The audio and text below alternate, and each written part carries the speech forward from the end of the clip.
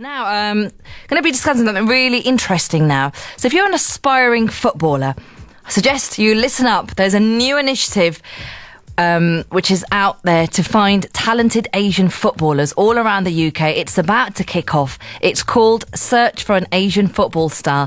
And to tell us more about this now, I'm joined live in the studio with the man who's heading up the campaign. It's Mohsin Jamil. Mohsin, welcome to the show. Thank you so much, Noreen. How are you? I'm fine. Good to finally meet you, because I know we've been having these discussions for some time now over email and Twitter. So, Mohsin, tell us more about this new football initiative which is targeted at young Asian footballers. I think the search for an Asian football star is a nationwide initiative that has been taken by TradeNext Limited. And the reason for taking is, as first, when we came into a partnership with Derby County Football Club, we have seen that there's an academy they are running, and there are a lot of young talent that they are training that academy. Me being from an Asian background, I have seen that there's too much gap in the market itself, in the community, We are carrying that Indian heritage with us because we are the first Indian-owned firm who established our office in England. And apart from offering a financial service product, we thought, let's move forward and start search for a next football star that is lacking in the market. I mean, if we look around for the Asian football star, how many people are there? I mean, we can count on our fingertip, to be honest. I know, it's those same names that crop up, like Michael Chopra, or there was Anwaruddin and absolutely, all these people, yeah. So we thought let's start for the next search for the next football star, and it's as I said, it's a nationwide initiative. Many companies, many football clubs have taken that initiative before, but on a very local level, not at a national level. I know Chelsea did it, didn't they, a few years ago? Chelsea did it on a local level in Manchester, in Chelsea itself. But I think we are doing it in 4 different cities, starting from London all over to Manchester, trying to find the best talent out there. Okay, and am I right in thinking that Search for an Asian Football Star will offer more than 500 young Asian footballers the chance to showcase their skills in these 3-hour-long training sessions led by FA qualified coaches? That's correct. Yes. Yeah.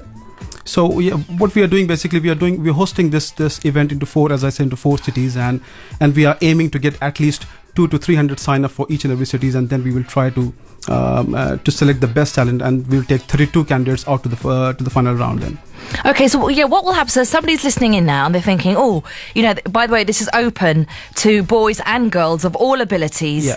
And I know the sessions are going to be divided into 4 age groups, aren't there? So there's under 12s, under 14s, under 16s and under 18s. Correct, yeah. So if there's any parents listening in who are thinking, I'd quite like to take my son and daughter along to one of these training dates, what happens from there?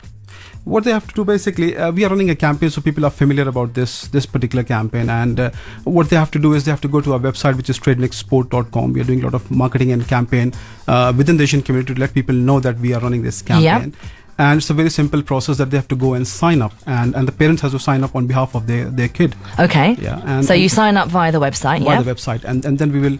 We'll send an email to the candidate saying that you are invited to kick off on whatever city they select, whether in London or Manchester. Okay.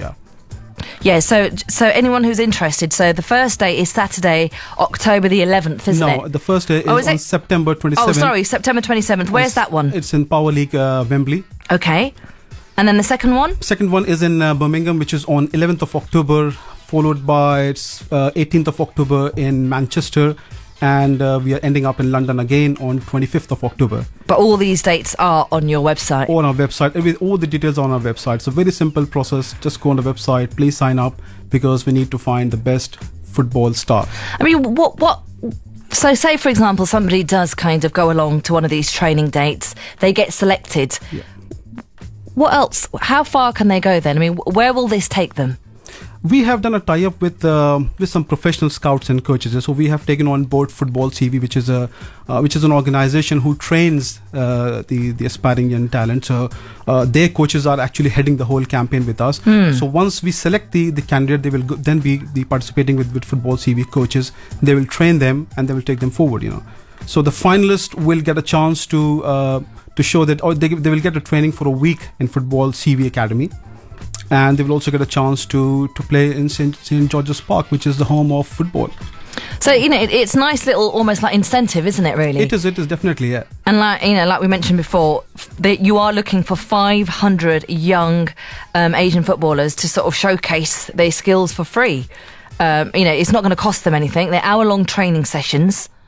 It's not a big number, to be honest, Noreen, because there's 3 million Asian population across But the then UK. again, we know, let's move on to something else now. We know how a lot of Asian parents feel, though, about their son or daughter wanting to kind of go down that whole, field of becoming a footballer. Absolutely. I mean, let's be honest, it's not going to be the first choice, is it? I mean, if parents had a choice of taking their kids to extra, maths lessons, or, if it means anything to do with education, they'll go, yeah, we'd rather go down that route than taking our child to trials, or you're spending weekends going to these training dates for football. Absolutely right. I think you know about the Asian mentality. I mean, the parents are more into the academics rather than into sports, because sports never been treated as a career for the kids, and I'm one of the victim of that stuff. Back in the days when Did you play football yourself as a child? Well, I had a dream, to be honest. Back in the days when I was in India, I was selected by the Tata Football Academy back in 1993, which was at that time used to be one of the biggest football academy,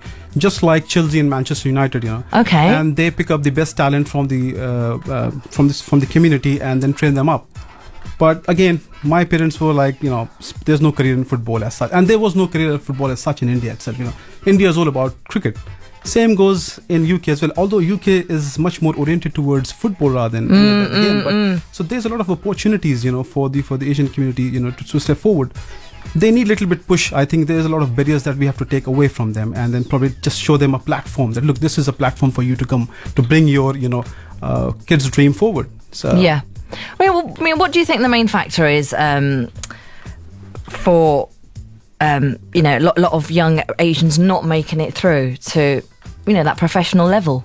What do you think stopping a lot of British Asians? I think it's awareness, probably. I believe social inclusion as well, to some extent, because it's like if you go and join a local club, let's say for example a Derby football club, then once you are in the match and you win a match, then do you have that cultural passport with you where you hang out for a social event or drink with all these stuffs? Puts us back somewhere, because we are carrying that heritage from India, and I think that's becoming a blockage for the kids to show their talent, So there's a lot of, apart from that, there's an institutional barrier as well that I feel that is becoming more prominent these days. So, well, I think it's a brilliant campaign though, because it's something that I feel quite strongly and passionately about, because I love watching football, and I often sit there and think, when will that day come when we're watching the Premier League and we see a Singh on the back of a shirt, or a Khan, or an Ali, or a Kumar? Yeah. We see sort of these South Asian names on the backs of shirts. Absolutely. Because so many British Asians love football, not just British Asians, but Asians all over the world. And there's nobody really within the Premier League or within football, or even on an international level, that Absolutely. They can sort of look to and go, do you know what, one day.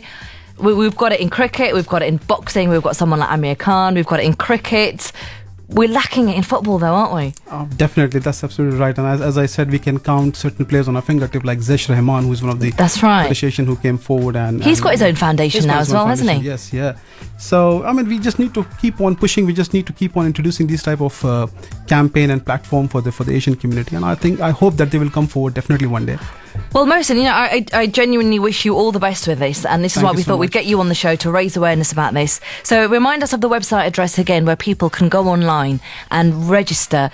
So if you're under 12, under 14, under 16, or under 18, and if you'd like to go down to one of these training dates, the website address is tradenextsport.com. Tradenextsport.com. And we have got 4 events happening. Please, people based in London can sign up for Wembley Power League, as well as London Dockland. People based in Birmingham can sign up for Birmingham Power League, and followed by Manchester. And before you go, Mohsin, which team do you support out of interest? Manchester United. Right, the interview ends now. Well, I don't know if you know, but I'm a die-hard Liverpool fan. I know that.